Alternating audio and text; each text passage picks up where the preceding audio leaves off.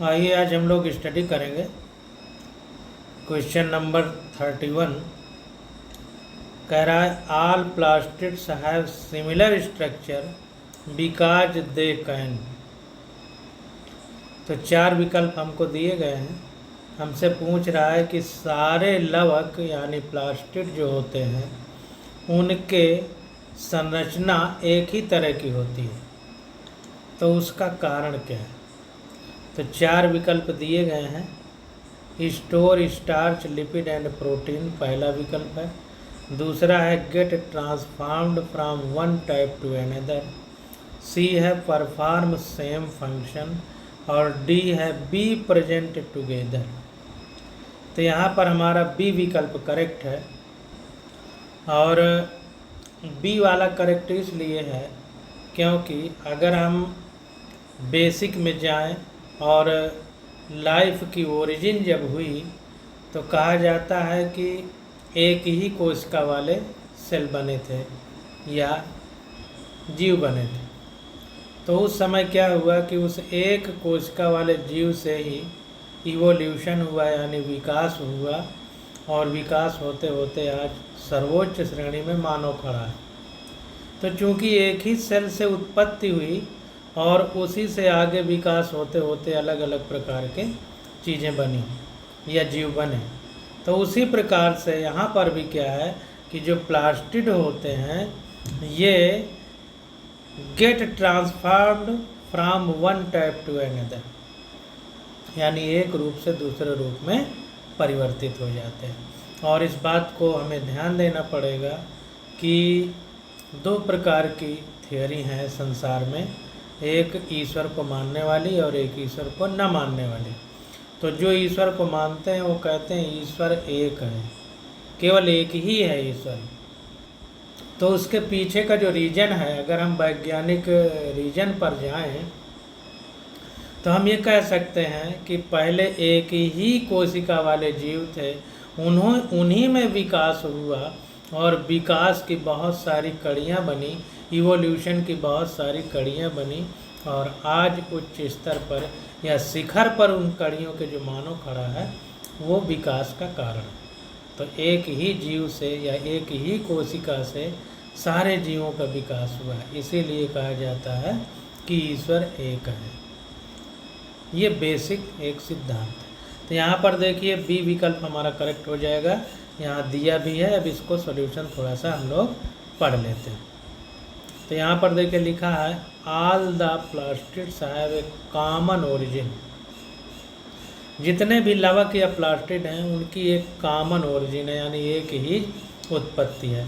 And one type of plastid can change into another, और एक प्रकार का प्लास्टिड दूसरी प्रकार के प्लास्टिड में चेंज हो जाता है। Plastids are of two main type. दो प्रकार के प्लास्टिड हैं, एक लेनकोप्लास्ट है और दूसरा क्रोमोप्लास्ट। यहाँ पर देखिए लेनको लिखा है, ल्यूको होना चाहिए था, यहाँ पर उसको सही किया है। ल्यूको का मतलब वाइट होता है, जैसे ल्यूकोसाइट हम लोग बोलते हैं सफ़ेद रक्त कणिका यानी WBC को। तो उसी प्रकार यहाँ ल्यूकोप्लास्ट का मतलब अवर्णी लवक, जो हिंदी वाले बच्चे हैं, ल्यूकोप्लास्ट का मतलब जिस प्लास्टिड में कलर ना हो। तो यहाँ पर देखिए लिखा गया है कि the leucoplast are colourless and occur in the cell not exposed to sunlight. तो यहाँ पर देखिए कह रहा है कि जो ल्यूकोप्लास्ट है वो कलरलेस होता है और उसमें सनलाइट का एक्सपोज नहीं होता। The chromoplast are coloured occur in the cells exposed to sunlight. जो क्रोमोप्लास्ट है, तो क्रोमो का मतलब ही कलर होता है, तो क्रोमोप्लास्ट का मतलब जो कलर यानी रंगीन होंगे प्लास्टिड, और जिनमें सन का एक्सपोज्ड होगा यानी सूरज की रोशनी उनमें पड़ेगी। जैसे देखिए मूली हम लोग देखते हैं तो मूली ज़मीन के अंदर होती है, उसमें सूरज की रोशनी नहीं पड़ती, वो सफ़ेद होती है, तो ल्यूकोप्लास्ट पाया जाता है इसलिए। और जहाँ पर फूल जैसे फूल का रंग होता है तो क्रोमोप्लास्ट। तो बी विकल्प हमारा करेक्ट हो जाएगा। अब क्वेश्चन नंबर 132 आ जाते हैं। कह रहा है ऑक्जीसोम आर जब 0 to F1 पार्टिकल आकर ऑन। अब देखिए नई वाली एनसीईआरटी में देखना है, कुछ चेंज आ चुके हैं, तो हम देखेंगे कि ये नई वाली एनसीईआरटी में है या नहीं। अगर होगा तो हम इसको पढ़ेंगे, नहीं तो छोड़ देंगे।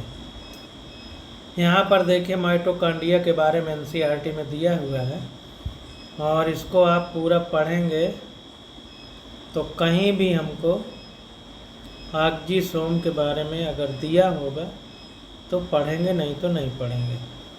देखिए कहीं भी ऑक्सीसोम के बारे में चर्चा नहीं हुई है।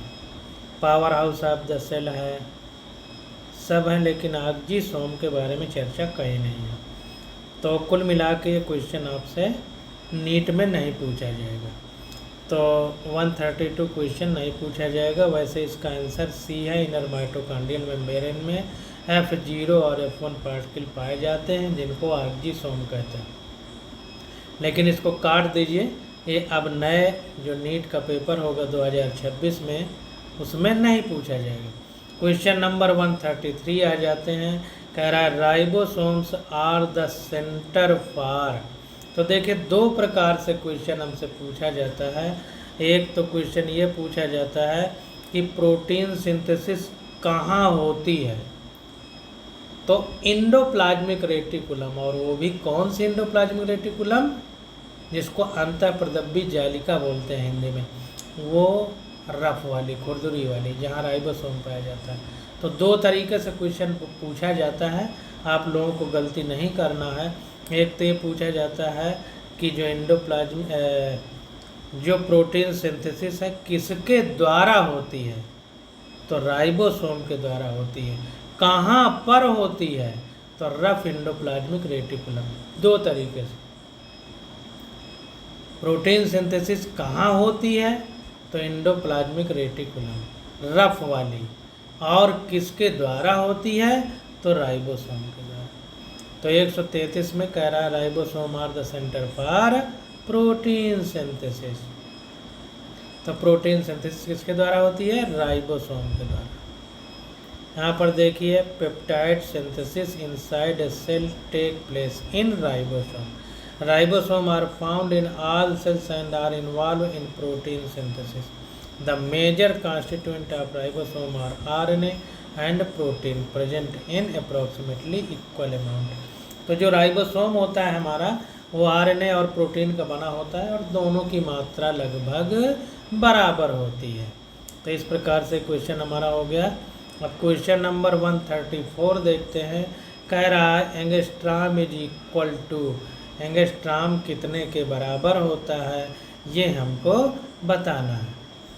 तो हमें पता है कि एक एंगस्ट्रॉम 10⁻⁻10 मीटर के बराबर होता है, ये हमने पढ़ा है। लेकिन यहाँ पर मीटर में कोई ऑप्शन नहीं दिया है, सारे मिलीमीटर में दिए हुए हैं। तो अब हमको ध्यान देना है कि मिलीमीटर में किस हिसाब से बताएंगे।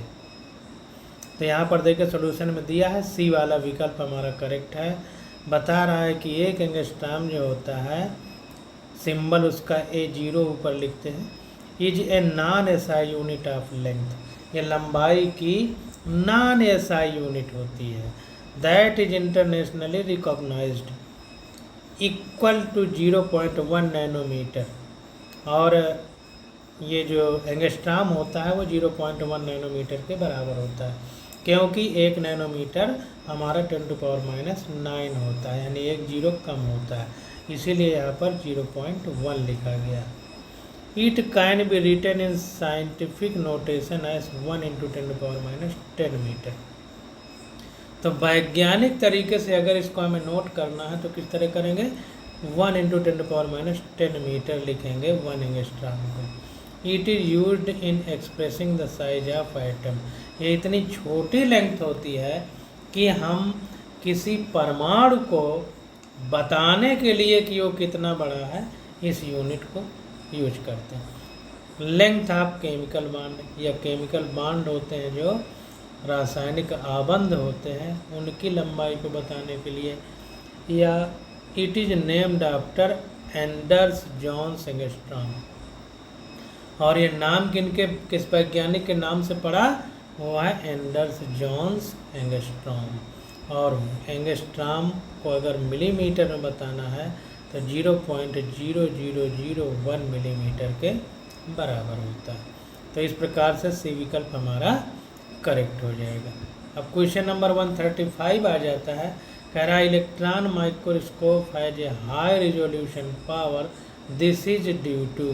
तो इलेक्ट्रॉन माइक्रोस्कोप जो होता है उसकी रिजोल्यूशन पावर बहुत ज़्यादा होती है, और ये ज़्यादा होने का क्या कारण है, ये हमसे पूछ रहा है।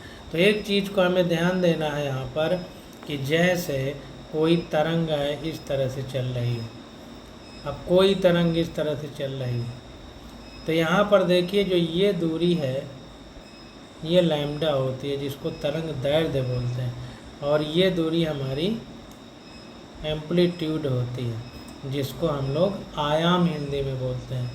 तो जिसका वेवलेंथ जितना ज़्यादा होगा, ऐसे ऐसे चलेगी, मतलब ये दूरी जितनी ज़्यादा होगी तो वो जो है रिजोल्यूशन पावर उतनी कम होगी। यानी एक तरह से हिंदी में बोले तो विभेदन क्षमता हम कह सकते हैं कि कितनी छोटी चीज़ को देख सकती है। और छोटी चीज़ को देखने का मतलब क्या है कि ये तरंग दैर्ध्य कम होना चाहिए, एम्पलीट्यूड मतलब ये लैम्डा कम होना चाहिए, वेवलेंथ। तो चूंकि इलेक्ट्रॉन माइक्रोस्कोप में जब इलेक्ट्रॉन चलते हैं तो ये कंपन, एक तरह से जो तरंग बनती है, ये तरंग दैर्ध्य बहुत कम होता है।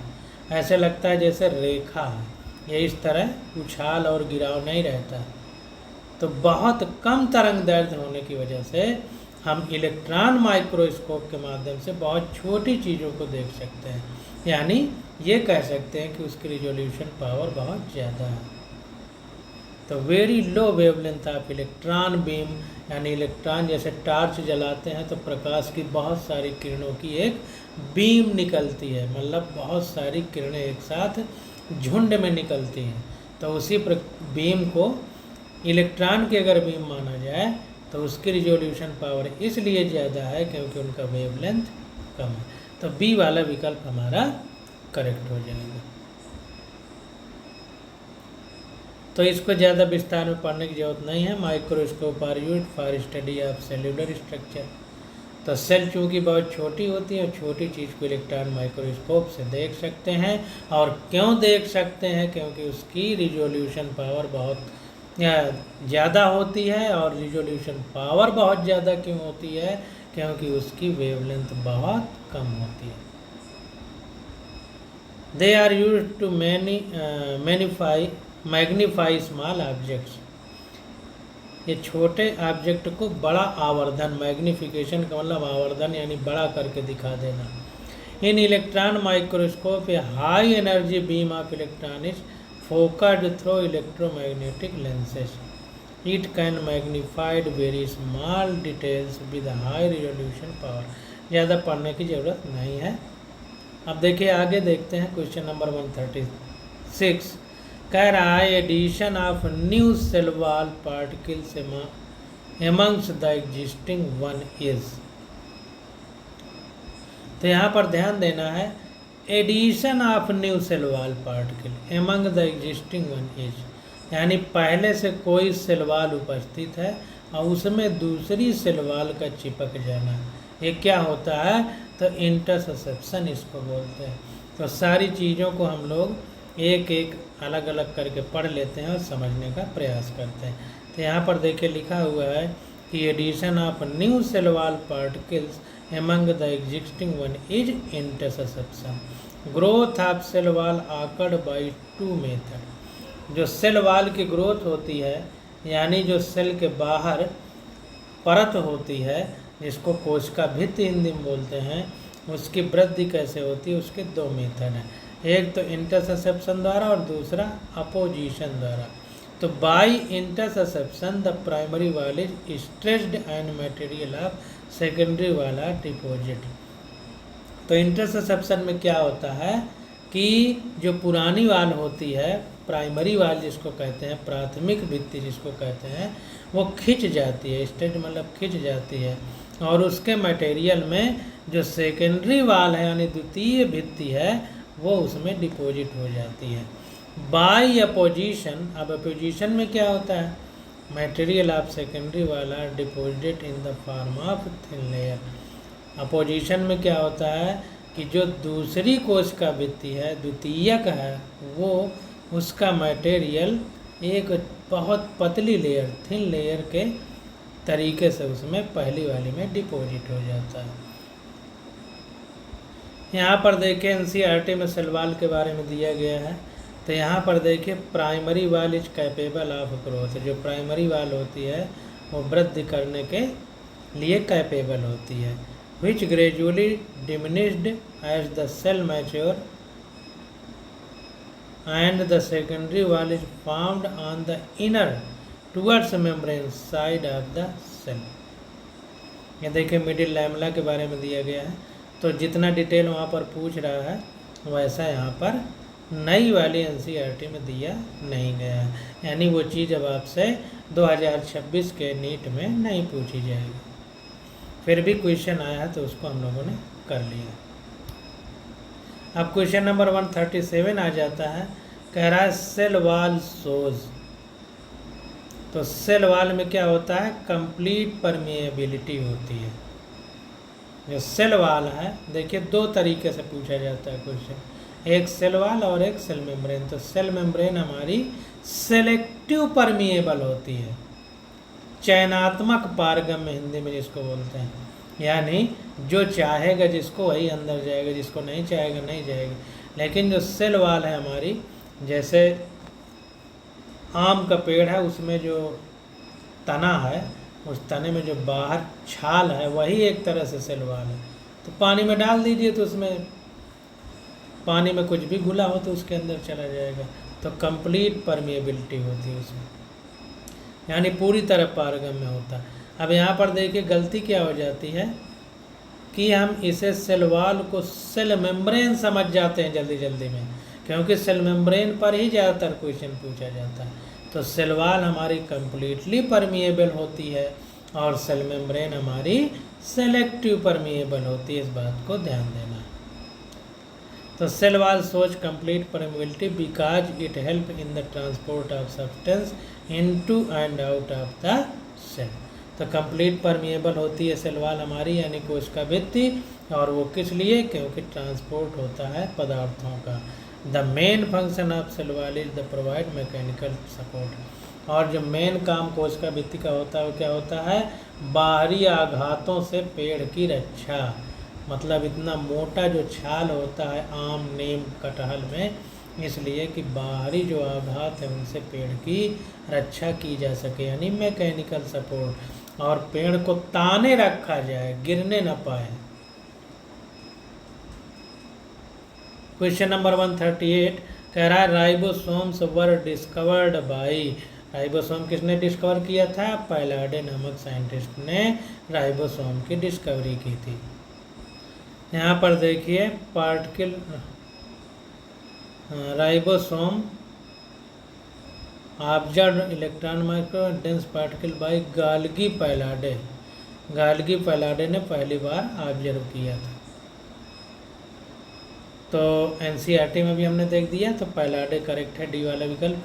अब ज़्यादा नहीं पढ़ेंगे क्योंकि हम लोग एनसीईआरटी में प्रूफ देख चुके हैं। अब 139 नंबर क्वेश्चन है, कह रहा fluid mosaic model of cell membrane was put forward by कौन, सिंगर एंड निकोलसन। बहुत ज़्यादा फेमस क्वेश्चन है ये। देखिए fluid mosaic model, Singer and Nicolson. तो ये जब इस तरह की चीज़ें आए तो इनको जो एनसीईआरटी में दी गई हैं और पूछा जा रहा है, इनको अंडरलाइन कर लीजिए। तो फ्लूइड मोज़ेक मॉडल हमारा सिंगर और निकोलसन ने दिया था। अब ज़्यादा डिटेल नहीं पढ़ना है। 146 नंबर क्वेश्चन आ जाता है, कह रहा है resolution power is the ability to. जो रिजोल्यूशन पावर होती है वो किस चीज़ की एबिलिटी क्या है, मतलब उसकी। तो कहने का मतलब ये है कि वो क्या दर्शाना चाहता है रिजोल्यूशन पावर के माध्यम से। तो दो चीज़ अगर पास पास रखी हों, बहुत पास पास, और बारीकी से हम समझ पाएँ कि ये दोनों एक नहीं है, तो यही हमारे आँख की रिजोल्यूशन पावर है, यानी अलग अलग देखने की क्षमता। तो डिस्टिंग्विश टू क्लोज ऑब्जेक्ट, पास पास रखे हुए दो वस्तुओं को अलग अलग देख लेना ही रिजोल्यूशन पावर है। तो बी वाला विकल्प हमारा करेक्ट हो जाएगा। Resolution power is the ability to distinguish two close objects, और ज़्यादा डिटेल में हमें नहीं पढ़ना है। क्वेश्चन नंबर 141 आ जाता है, कह रहा है हैमरलिंग्स एक्सपेरिमेंट्स ऑफ एसिटाबुलेरिया इन्वॉल्व एक्सचेंजिंग। तो देखिए एसिटाबुलेरिया का ये क्वेश्चन इस चैप्टर में नहीं है और फिर भी आ गया है, तो मोटा मोटा देख लेते हैं। अगर आगे एनसीईआरटी में होगा तो इसको पढ़ेंगे, नहीं तो छोड़ देंगे। तो एसिटाबुलेरिया पर जो एक्सपेरिमेंट किया गया था, हैमरलिंग साइंटिस्ट ने किया था, तो वो राइजॉइड और स्टाक को जानने के लिए जो पार्ट होते हैं, इसको थोड़ा सा पढ़ लेते हैं। तो कह रहा है एसिटाबुलेरिया used in Hammerling's nucleocytoplasmic experiment, यानी न्यूक्लियस और साइटोप्लाज्म को समझने का एक्सपेरिमेंट था इन यूनिसेलुलर यूनिन्यूक्लिएट ग्रीन एल्गा। तो जो एसिटाबुलेरिया है हमारा, ये यूनिसेलुलर है, एक ही कोशिका पाई जाती है, और यूनिन्यूक्लिएट और एक ही केंद्रक पाया जाता है। ऐसा हरा शैवाल है, ग्रीन एल्गी है। Hammerling's experiment on Acetabularia involves exchanging rhizoid and stalk. तो राइजॉइड और स्टॉक के एक्सचेंजिंग के बारे में इन्होंने एक्सपेरिमेंट किया, जो हैमरलिंग एक्सपेरिमेंट के नाम से फेमस है। Presence of hereditary information in the nucleus was proved by the work of Hammerling on single cell alga Acetabularia. जो हेरिडिटरी इन्फॉर्मेशन है, आनुवांशिक लक्षणों की जानकारी है, जो माता पिता से बच्चों में जाते हैं, उसकी जानकारी के लिए इस एसिटाबुलेरिया नामक ग्रीन एल्गा, जो कि यूनिसेल्युलर यूनिन्यूक्लिएट है, इस पर हैमरलिंग नामक साइंटिस्ट ने एक्सपेरिमेंट किया और एक्सचेंजिंग राइजॉइड एंड स्टॉक, और क्या जानने के लिए कि जो हेरिडिटरी इन्फॉर्मेशन है ये किस प्रकार से इसमें होती है। अब देखिए क्वेश्चन नंबर 142 आ जाता है, कह रहा है the latest model for plasma membrane is. तो लेटेस्ट मॉडल कौन सा, अभी हमने ऊपर पढ़ा, फ्लूइड मोज़ेक मॉडल। किसने दिया, सिंगर और निकोलसन ने। तो सी विकल्प करेक्ट होगा। अब इसको ज़्यादा डिटेल पढ़ने की जरूरत नहीं, क्योंकि एनसीईआरटी में हम अच्छे से पढ़ चुके हैं। क्वेश्चन नंबर 143 आ जाता है, कह रहा magnification of compound microscope is not connected with. अब ये देखिए क्वेश्चन हमारी एनसीईआरटी में इस वाले चैप्टर में नहीं है, इसलिए इसको ज़्यादा डिटेल में नहीं पढ़ेंगे। हो सकता है एनसीईआरटी में ना हो तो हम अपनी एनर्जी क्यों बर्बाद करें, क्योंकि एनसीईआरटी में नहीं होगा तो पूछा नहीं जाएगा। तो magnification of compound microscope is not connected with numerical aperture. बस इतना जानते हैं, आगे कुछ भी पढ़ने की ज़रूरत नहीं है। अगर किसी चैप्टर में होगा आएगा तो डिटेल में पढ़ लेंगे। क्वेश्चन नंबर 144 कह रहा है ए बाईवैलेंट कंसिस्ट ऑफ। तो बाईवैलेंट का मतलब है कि 4 क्रोमैटिड होंगी और 2 सेंट्रोमियर होंगे। तो इसको पहले डिटेल में समझते हैं। जैसे मान लीजिए ये कोई क्रोमोसोम है, ये सेंट्रोमियर है जहाँ पर जुड़े होते हैं, इनको अगर बीच से फाड़ दिया जाए तो ये क्रोमैटिड हो जाएंगे। तो 2 क्रोमैटिड, तो ये मोनोवैलेंट है। अगर बाईवैलेंट होंगे तो 2 क्रोमोसोम होंगे इस तरह से। जब 2 क्रोमोसोम होंगे इस तरह से, तो 2 क्रोमोसोम में सेंट्रोमियर कितनी होंगी, 2 होंगी।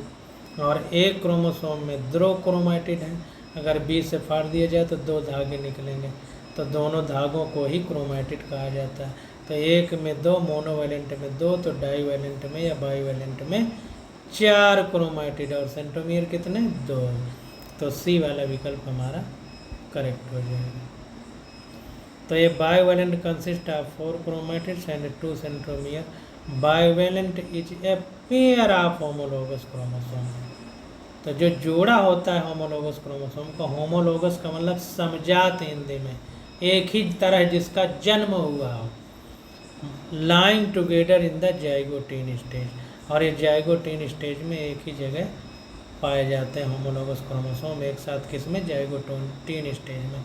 और ये कब होती है? प्रोफेज 1 में ऑफ फर्स्ट मियोटिक डिवीजन, पहले अर्धसूत्री विभाजन के समय। क्वेश्चन नंबर 145 आ जाता है, कह रहा है nucleo protein are synthesized in, nucleo protein का सिंथेसिस कहाँ होता है? तो आंसर है साइटोप्लाज्म में। साइटोप्लाज्म खाली स्थान पड़ा रहता है, वहीं न्यूक्लियो प्रोटीन की सिंथेसिस होती है। तो nucleo protein are compound present in cell of living organism that consist of nucleic acid with protein. तो जैसा कि नाम से पता चल रहा है, न्यूक्लियो प्रोटीन यानी उसमें न्यूक्लिक एसिड होगा और प्रोटीन होगी, तो इनकी सिंथेसिस कहाँ होगी? साइटोप्लाज्म में। Nucleo protein are synthesized in cytoplasm. These are conjugated protein, conjugate का मतलब आपस में जुड़ी हुई। तो जाहिर सी बात है, न्यूक्लियो प्रोटीन नाम से ही पता चल रहा है कि न्यूक्लिक एसिड और प्रोटीन साथ साथ कॉन्जुगेट होंगी। दे आर ऑफ, तो दीज आर कॉन्जुगेटेड प्रोटीन, इसलिए इसका कॉन्जुगेटेड प्रोटीन नाम है। They are of two type, दो प्रकार की होती हैं, deoxyribonucleoprotein and ribonucleoprotein. RNA में राइबोन्यूक्लियो प्रोटीन, डीएनए में डीऑक्सी राइबोन्यूक्लियो प्रोटीन पाई जाएगी। अब क्वेश्चन नंबर 146 आ जाता है, कह रहा है पॉलीराइबोसोम्स आर एग्रीगेट्स ऑफ। पॉली का नाम से ही आपको महसूस होना चाहिए कि पॉली का मतलब होता है मेनी यानी बहुत सारा। तो पॉली का मतलब मेनी, एग्रीगेट का मतलब एक साथ इकट्ठा होना। तो several ribosome held together by string of mRNA. तो एमआरएनए की जो स्ट्रिंग यानी रस्सी है या धागा रूप की संरचना है, उसमें बहुत सारे क्रोमोसोम एक साथ आ जाते हैं, तो उसे पॉलीराइबोसोम बोलते हैं। तो पॉलीराइबोसोम कहाँ एग्रीगेट होते हैं या इकट्ठा होते हैं? एमआरएनए की स्ट्रिंग में। तो डी विकल्प हमारा करेक्ट हो जाएगा। अब वही चीज़ यहाँ पे लिखी है, ज़्यादा डिटेल में पढ़ने की ज़रूरत नहीं है। देखिए, नई एनसीईआरटी में कहीं भी पॉलीराइबोसोम की चर्चा भी नहीं की गई है। तो चूंकि नई वाली एनसीईआरटी में ये चर्चा नहीं है, इसलिए पूछे जाने की संभावनाएं भी क्षीण है। तो ये क्वेश्चन आप काट सकते हैं, आपसे नहीं पूछा जाएगा, क्योंकि पॉलीराइबोसोम के बारे में एनसीईआरटी में कोई चर्चा नहीं। अगर आगे चैप्टर में आएगा कहीं तो फिर देखा जाएगा। अब क्वेश्चन नंबर 147 आ जाता है, कह रहा plasma membrane is made up of. Plasma membrane किस चीज़ की बनी होती है? तो प्रोटीन, लिपिड और कार्बोहाइड्रेट की बनी होती है। ये चीज़ हम लोग पढ़ चुके हैं, तो सी विकल्प हमारा करेक्ट होगा। Plasma membrane consist of lipid कितना होता है? 20 से 79%। प्रोटीन कितना होता है? 20 से 70%। कार्बोहाइड्रेट कितना होता है? 1 से 5%। और पानी कितना होता है? 20%। बाकी आगे डिटेल ज़्यादा पढ़ने की ज़रूरत नहीं है। फ्लूइड मोज़ेक मॉडल जब पढ़े हैं तो वहाँ पर ये सब हमको लेयर अच्छे से पढ़ने को मिली हैं। ये देखिए, शुगर यानी कार्बोहाइड्रेट, प्रोटीन और कोलेस्ट्रॉल यानी लिपिड, सारी लेयर पाई जा रही हैं। तो प्रोटीन, कार्बोहाइड्रेट और लिपिड तीनों चीज़ें प्लाज्मा मेम्ब्रेन में पाई जाएंगी। क्वेश्चन नंबर 148 आ जाता है, कह रहा organelles can be separated from cell homogenate through. तो देखिए, होमोजिनेट का मतलब एक ही तरह के जो ऑर्गेनेल्स होते हैं उनको कैसे अलग अलग किया जाता है। तो जैसे हम लोग दूध से जब दही बनाते हैं, दही को मथ देते हैं, तो मथते हैं तो मक्खन अलग हो जाता है और घी अलग हो जाता है, यानी पानी जैसा अलग हो जाता है और मक्खन अलग हो जाता है। फिर उसको पका के हम लोग घी बनाते हैं। तो उसी प्रकार से डिफरेंशियल सेंट्रीफ्यूगेशन होता है, बहुत तेज़ी से घुमा दिया जाता है। तो डिफरेंशियल मतलब डिफरेंट प्रकार के जो पार्टिकल होते हैं अलग अलग त्रिज्या यानी रेडियस पर चक्कर लगाने लगते हैं, यानी अलग अलग हो जाते हैं। इसी को क्या बोलते हैं? Differential centrifugation. तो डिफरेंशियल सेंट्रीफ्यूगेशन के द्वारा हम ऑर्गेनेल्स को सेपरेट कर सकते हैं जो एक ही तरह के दिखते हैं। तो सी विकल्प हमारा करेक्ट होगा। Organelles can be separated from cell homogenate through differential centrifugation. ज़्यादा डिटेल नहीं पढ़ना है क्योंकि नई एनसीईआरटी में है नहीं। Acetabularia used in Hammerling's nucleocytoplasmic experiment is unicellular uninucleate green alga. पीछे भी ये क्वेश्चन आया था, फिर वही पूछा गया है, हालांकि इस चैप्टर में नहीं है। तो यूनिन्यूक्लिएट यूनिसेल्यूलर ग्रीन एल्गा है एस्टेबुलेरिया, जिस पर एक्सपेरिमेंट किया था हैमरलिंग ने। राइजॉइड और स्टॉक के एक्सचेंजिंग के बारे में बताया था। क्वेश्चन नंबर 150 आ जाता है, कह रहा है according to fluid mosaic model plasma membrane is composed of. तो प्लाज्मा मेम्ब्रेन में क्या कैसी स्थिति पाई जाती है? फ्लूइड मोज़ेक मॉडल जो सिंगर और निकोलसन ने दिया था उसके आधार पर हमें बताना है। तो फास्फोलिपिड एक्सट्रिंजिक प्रोटीन यानी जो बाहर की तरफ पाई जाती है, इंट्रिंजिक प्रोटीन जो अंदर की तरफ पाई जाती है, ये होता है। तो देखिए पेरिफेरल प्रोटीन और ये फास्फोलिपिड बाइलेयर है। तो बाहर वाली एक्सट्रिंजिक, अंदर वाली इंट्रिंजिक प्रोटीन होती है। तो फास्फोलिपिड एक्सट्रिंजिक प्रोटीन है, इंट्रिंजिक प्रोटीन। ये फास्फोलिपिड बाइलेयर, पेरिफेरल यानी बाहर वाली एक्सट्रिंजिक प्रोटीन। तो डी वाला विकल्प हमारा करेक्ट हो जाएगा। अब प्लाज्मा मेम्ब्रेन में फिर वही जो ऊपर क्वेश्चन आया था, 20 से 79% लिपिड पाया जाता है, 20 से 70% प्रोटीन पाई जाएगी और कार्बोहाइड्रेट 1 से 5%, पानी 20% पाया जाता है।